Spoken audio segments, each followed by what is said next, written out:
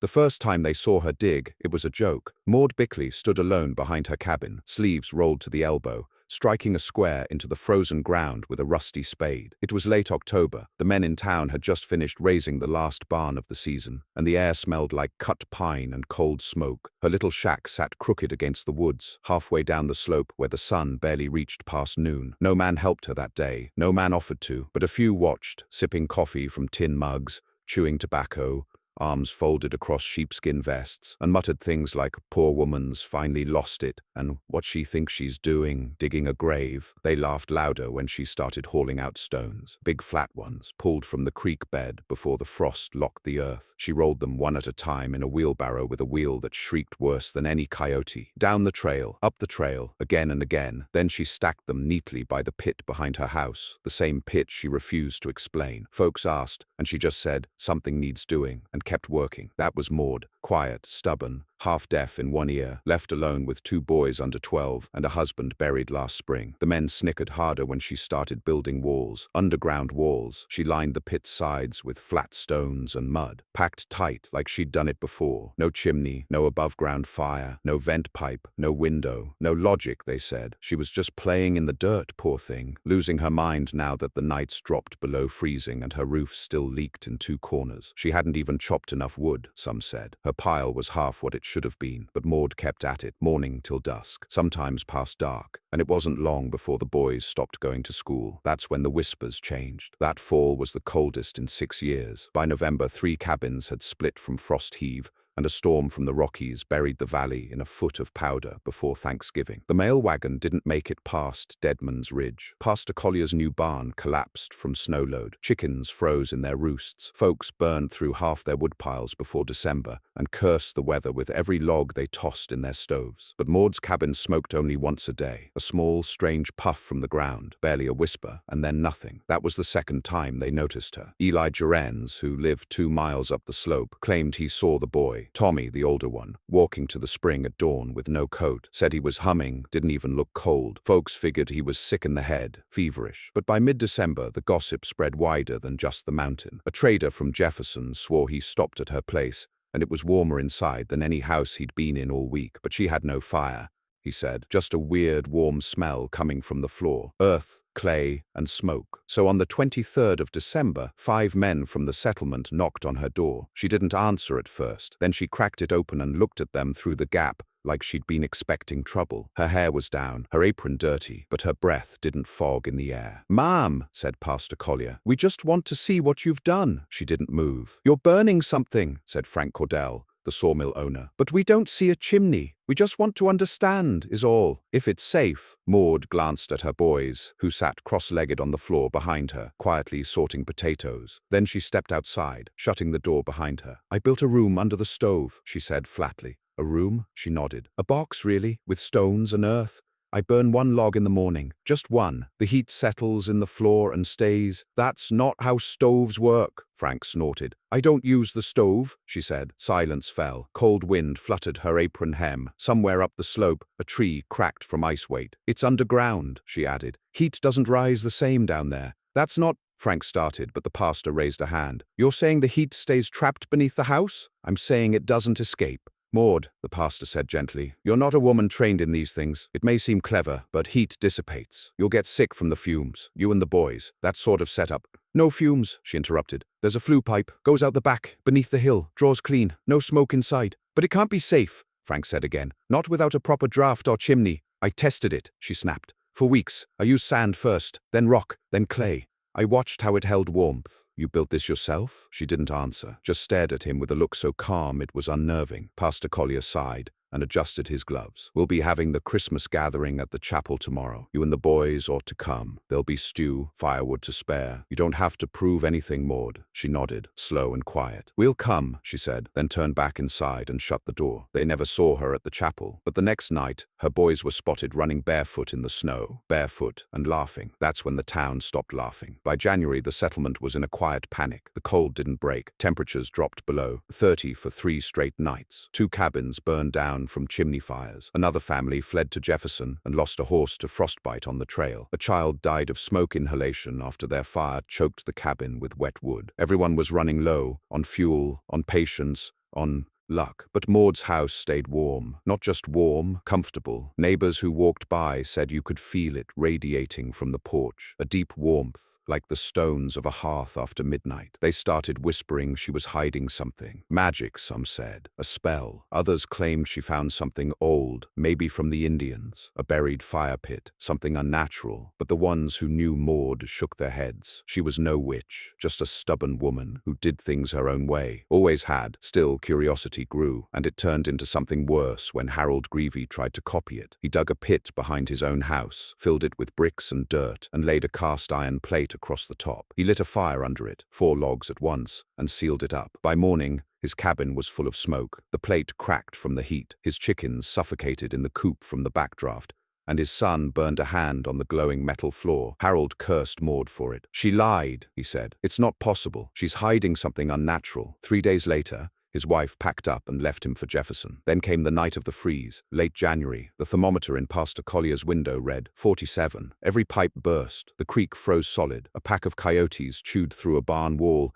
and ate a calf alive. No one slept. Fires needed feeding every hour, and half the wood was damp. People wrapped themselves in quilts and prayed. But at dawn, smoke rose gently from the edge of Maud's yard, thin, slow, curling from the slope behind her house. 1 log, same as always. Tommy stepped out barefoot again. This time, the town stopped pretending. They gathered in silence that evening, 16 of them, outside her house, shivering in coats and scarves, ashamed and afraid. Men who had laughed at her, women who had called her dangerous, children who had stared too long. No one spoke. Then the door opened and Maud stepped out. She looked at them all without a word. Her breath still didn't fog. Pastor Collier cleared his throat. "We need help," he said softly. Maud's eyes lingered on each face. Frank Cordell with frostbitten fingers, Eli with chapped lips, even old Miss Rutherford clutching her cat like a child. Then she stepped aside. "Come in," she said. Inside, the air felt like late spring. The boys were playing on the floor. The warmth came from below, soft and even, radiating through the rough boards. No roaring fire, just a low hum in the bones. The room was silent. Then someone began to cry. And not from cold. The moment they stepped through Maud Bickley's door, something shifted in their bones. Not just from the warmth, though that alone was disarming. Gentle, dry, not like the stifling heat of packed cabins filled with smoke and wet boots. It was more than warmth. It was silence, stillness, a stillness that soaked into your joints, into your chest, into the muscles of your face. A stillness that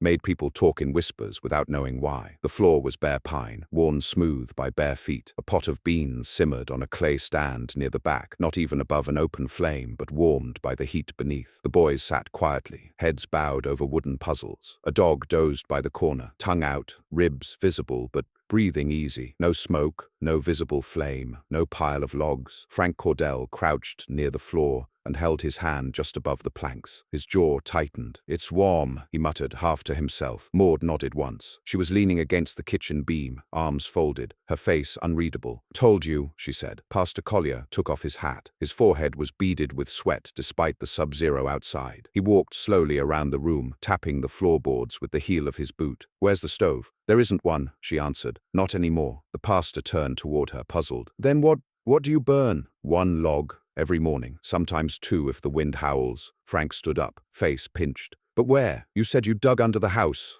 "I don't see any firebox, no hatch." Maud stepped past him without speaking and reached for a short wooden bench near the rear wall. She pulled it aside, revealing a square door flush with the floor. Iron handle, no hinges. She lifted it slowly and let the town look down into the earth. A soft glow rose from below. Not orange like flame, amber, like old lantern glass. A stone chamber roughly 4 feet deep, 6 feet across, walled with tight-packed clay and lined with flat stones like a primitive hearth. In the center, a single log burned, but not with open flame. It smoldered, contained, steady, its heat trapped beneath a thick stone plate fitted into a shelf that ran the chamber's edge. "It holds," she said. "Better than any stove," Frank scoffed. "That's not safe. That can't be safe. There's no vent." "There's a vent," she said calmly. "You just can't see it." He was already kneeling, Where? She knelt beside him, brushing dust from the back wall of the chamber. Her fingers found a small stone, darker than the others, and tapped it twice. It slid aside, revealing a narrow pipe embedded in the clay. Goes up behind the hill, she said. Draws air out. Natural draft. Hidden under packed snow. Won't freeze shut. Frank leaned closer, lips moving as if trying to calculate. Fires below the floor, she added. Heat rises, but it has nowhere to go. It spreads sideways, lingers, and doesn't catch the house?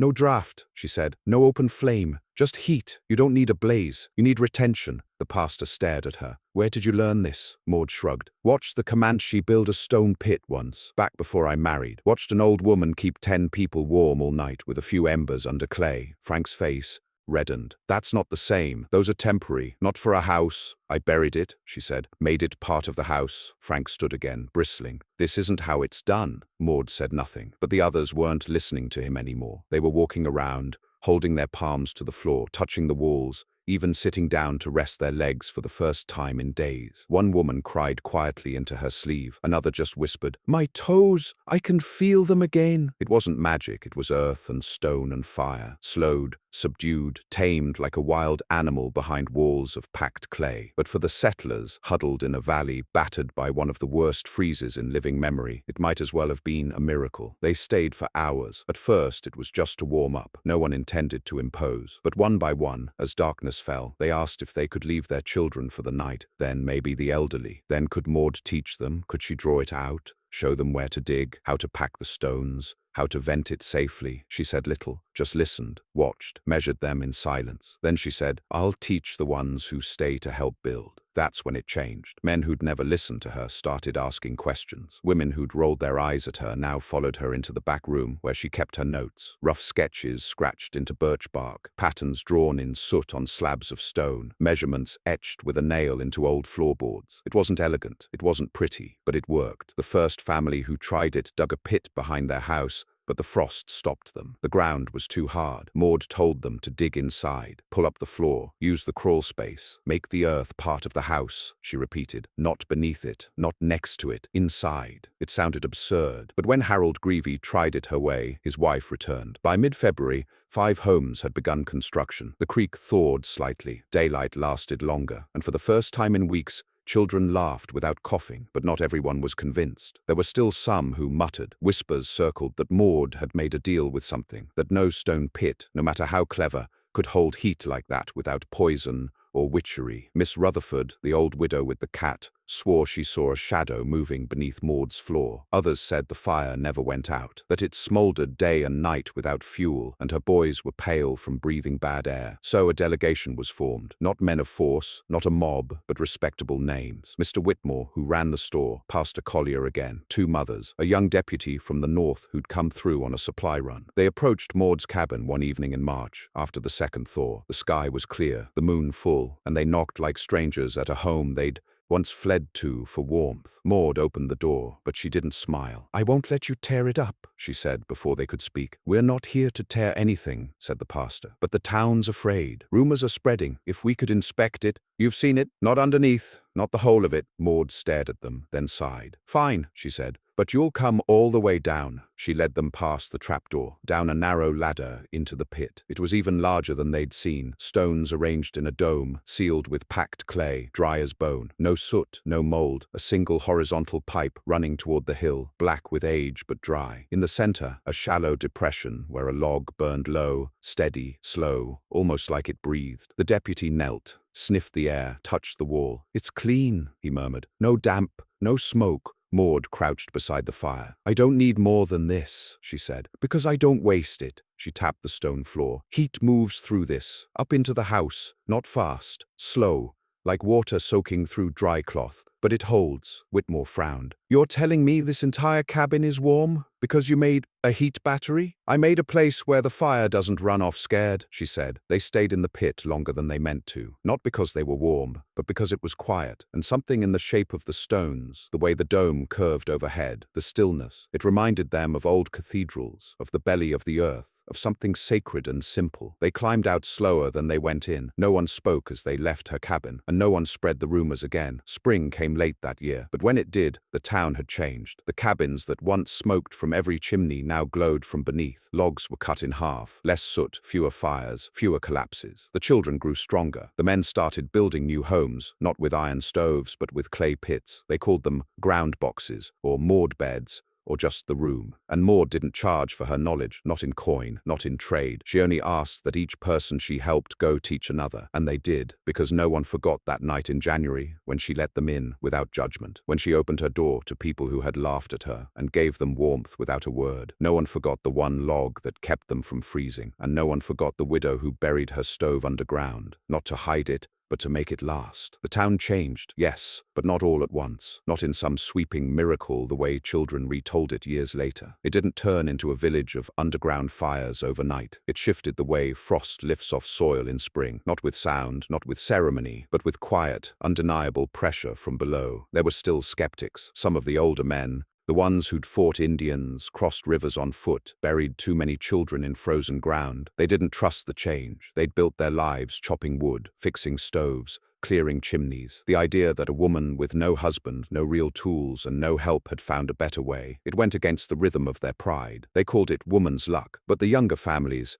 the ones with frostbitten fingers, sick babies, and too little firewood, listened. Because Maud didn't just keep warm, she made warmth efficient. And when the next frost came, it wasn't just her house that stayed lit beneath the boards. It was every house she'd helped dig. It started with the Rileys. Josiah Riley was a carpenter, quiet, fair, who'd never said a bad word about Maud but hadn't lifted a finger to help her either. That winter he'd nearly lost his daughter. Her lungs rattled with every breath, and the doctor's sled couldn't make it in time. They'd burned furniture for heat. They wrapped her in wool, buried her under quilts. Still, her lips turned blue. When the storm passed, Josiah went to Maud. He didn't speak, just waited at the edge of her garden, hat in hand, his breath fogging in the pale sun. She saw him from the window and came out without a coat. He dropped to one knee. "I was wrong," he said. She helped him up without a word. By April, he'd dug a chamber beneath his floor, just like hers, but better. He used thick flagstone from the old mill and sealed the dome with lime mortar. Maud visited twice, never staying long, but always pointing silently to what needed changing. When it was done, Josiah lit his first fire. His daughter slept beside it, still coughing, but warmer than she'd been in weeks. When summer came, something strange happened. The room stayed cool, not cold, but cool, like a cellar, like the belly of the earth. Where other cabins baked in the sun and trapped heat between rafters, Josiah's house remained bearable. The underground chamber acted like a buffer. It absorbed heat during the day and let it seep into the ground at night. Their food lasted longer. Their tempers did too. That's when others began to take it seriously. By the next winter, 11 families had dug stove rooms. Not all were perfect. One cracked from bad mortar. Another smoked from improper venting. But even the failures didn't burn down. They didn't suffocate children. They didn't require cords upon cords of wood. And Maud was always there, watching, correcting, never scolding. She had a way of kneeling beside your work and pointing without speaking, like a teacher who knew silence taught better than pride. Her own system evolved too. That second winter, she added a sleeper shelf, a flat clay platform built along the chamber's edge. Her boys slept on it. No bedding, just blankets on packed earth. She said it was the warmest sleep of their lives. The idea spread like fire. Then came the draft bellows, a primitive stone loop built into the exhaust tunnel, which prevented backflow during storms. Then came the ember gutter, a shallow side channel where coals could be pushed and banked to burn slower. Each improvement didn't come from books. It came from watching, listening, failing, and trying again. Maud didn't invent fire. She just taught it to linger. And for a town that had known nothing but cold and loss for years, that felt like a kind of magic. But not everyone saw it that way. Some outsiders came through that third year, from Denver, from Pueblo, from back east. One of them was a man named Cormac Hill, an investor, a man with glossy boots, a flat accent, and a clipboard. He stayed in the collier's spare room and walked around town writing things down. He asked questions. How much firewood did you use last year? What is your average indoor temperature? How long does a log last? Then he visited Maud. He knocked politely. She answered. He tipped his hat and stepped inside like he owned the floorboards. This place is famous now, he said with a smile. They're talking about it in newspapers. A woman who beat the blizzard with clay and grit. Maud said nothing. She poured tea, set it in front of him. Cormac looked around, eyes scanning every corner. I represent investors, he said. We're interested in this design. Underground heat transfer. No coal, no oil. No cast iron. It's elegant, primitive, but elegant. Still, Maud said nothing. He reached into his satchel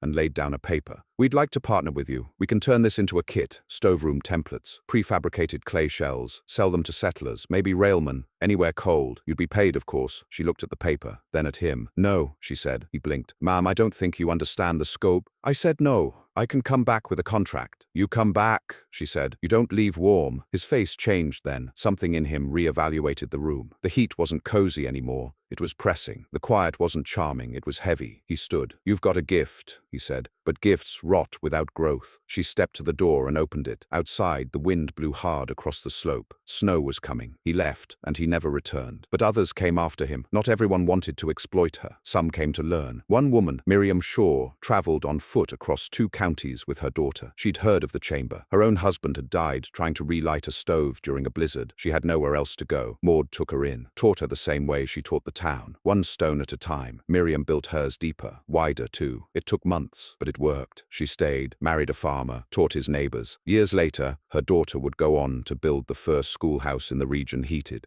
entirely by stone. She called it the warm room. Maud never took credit. She just kept burning 1 log a day. And when people asked why it worked, she always said the same thing. Because fire wants to go somewhere, and she gave it a place to stay. Then came the worst freeze in 40 years. The winter of '81. The river froze to the bottom. The telegraph lines snapped under ice. A mountain pass collapsed and killed 14 men in a supply convoy. Towns vanished, whole towns, but not theirs, not Maud's. When the wind howled and frost cracked the windows, Maud's boys, grown now, lit the chamber. Same as always. 1 log, sometimes 2, but never more. The heat rose slowly, soaked the walls, held the cold at bay, and one by one people came, from valleys over, from towns buried in white. Some came dragging sleds, others half frozen, carried by kin. They were let in without question, no names needed, just faces twisted by frost and fear. And Maud's house, now larger, reinforced, with 4 sleeping chambers above a double chamber below, took them all. She didn't speak much that winter. She just moved, stirred,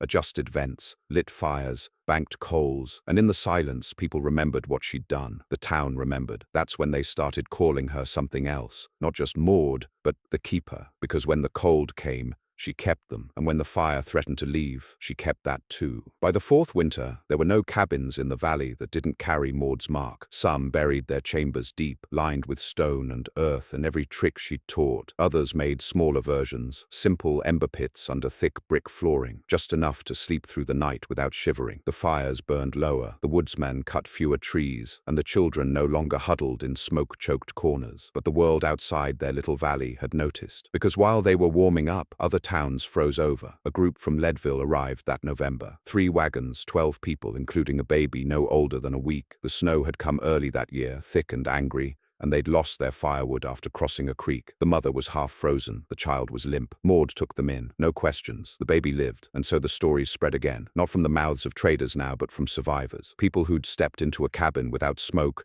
and felt their lungs loosen. People who'd slept on the ground and woke with warmth in their marrow. People who could never again sit by a chimney fire without wondering why it needed to roar so loud just to keep them alive. They didn't call it a stove room anymore. They called it the Maud Chamber, and some began to call it the Warm Gospel. That's when the men in suits came again. Not clipboard men this time, men with uniforms. The marshal came first. He was polite, older, wore a clean coat and a hard expression like a stone wall in sunlight. He didn't insult her, didn't try to buy her ideas, just asked questions. Do you know there's a family in Nebraska that tried this and died? Maud stared back at him. They didn't build it right. They sealed the pit. No exhaust. Carbon took 'em in their sleep. I never sealed it. The draft pipe must stay open. The marshal nodded. But you don't travel to teach that, do you? No. And yet your name's on it. Maud didn't flinch. I didn't ask for that. He paced her floor. The government is worried, he said. People building underground fire pits in frontier towns without oversight. No codes, no safety checks, no understanding of airflow or combustibles. You've started a movement. I started heat, she said. He stopped pacing. You're not a trained engineer, he added. She pointed at the trapdoor. I trained with cold.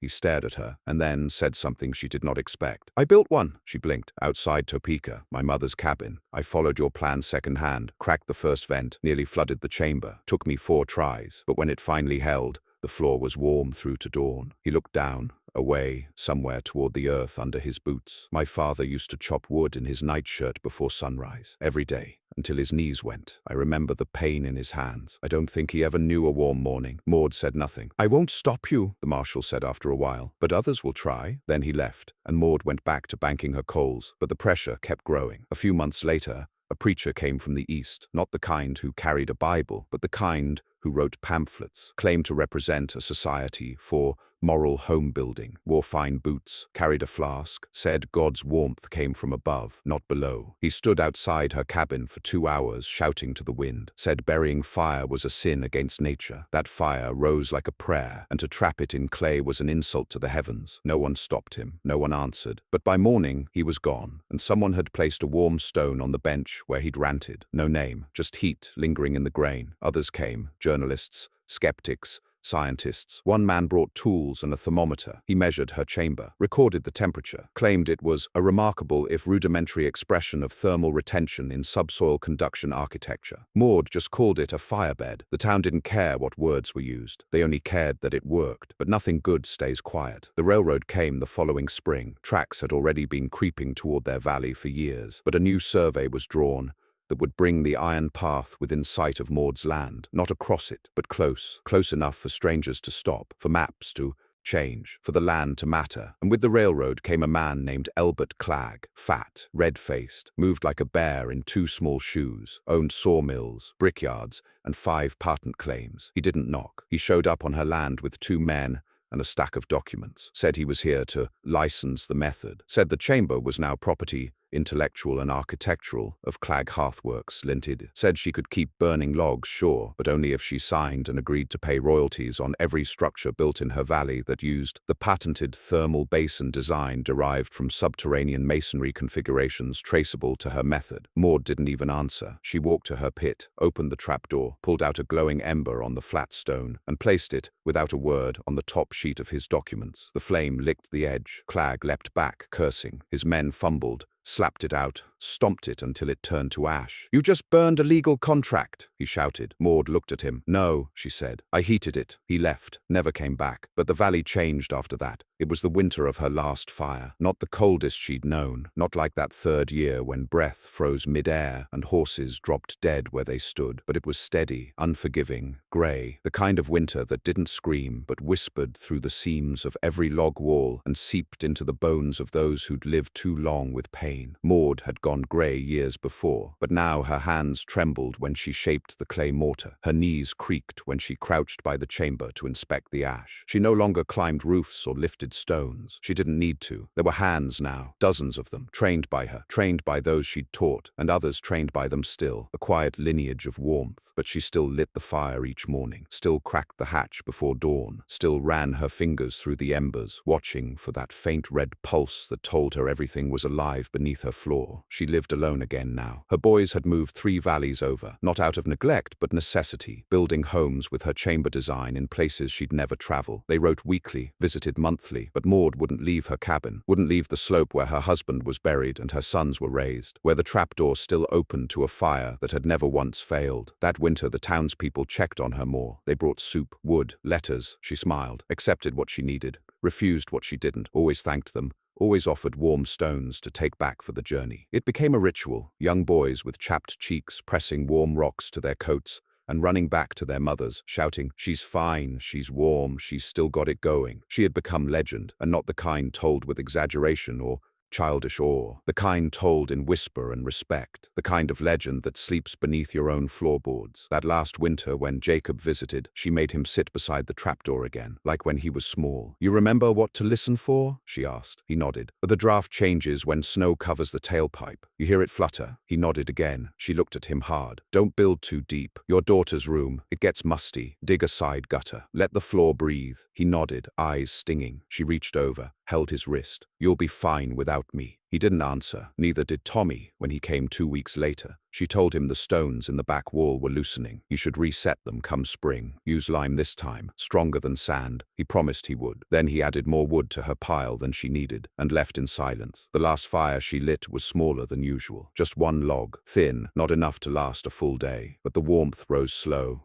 patient. It filled the floor by noon, drifted up the walls by dusk, and lingered into the night like a hand on your back. Maud sat by the trapdoor all evening. She didn't open it, didn't touch the ember gutter or the vent pipe, or adjust the stone. She just sat, her shawl wrapped close, her boots unlaced, and listened to the breath of the house. It wasn't loud, it never had been. That was the secret. The real warmth didn't roar, it hummed, quiet, constant, like love, like grief, like the long memory of fire taught to stay. She slept that night in the rocker, didn't make it to her bed, didn't need to. When they found her the next morning, she was still warm. The stone beneath her feet still gave off heat. The trapdoor was closed, but the coals inside glowed faintly, faithfully, like a dog at its master's feet. She was buried on the hill above the cabin, next to the husband she'd lost years before the warmth ever came. The town gathered in silence, not because they were afraid, but because they knew they'd never find another like her. Not a stove maker, not a teacher, a keeper, the one who kept fire when the wind screamed, who held warmth like a secret under her home, who never wrote her name on a page but whose hands had shaped the valley's very survival. Her sons returned, built a stone ring around the grave. Not grand, not tall, but round, solid, and beneath it they placed a shallow chamber of earth and clay, not to burn, not to boast, but to hold, to remember, for warmth's sake. In the decades that followed, stories changed. Children told of a woman who trapped fire underground, who made cabins burn without flame, who whispered to logs and made them glow all night. Some said her chamber was magic, that it still burned, hidden under her old house, even now. Others claimed if you pressed your ear to the floor on a still night, you could hear her voice, telling you to bank the coals, to watch the draft, to remember that heat comes slow, but lasts long. But the ones who knew her, they told it straight. She built a box, lined it with stone, burned one log, and changed everything. The railroad never claimed the land, the suits never returned, but the chamber never died. And long after her name was forgotten in the papers, and no longer passed on in letters, every home for 100 miles still held her fire. Every time a child ran barefoot across a floor in January, every time a man warmed his aching knees on planks without smoke, every time a woman lit one single log and trusted it would hold, Maud Bickley burned again, not in flame, in warmth, in what she gave, in what she kept, and in what she buried so it could last.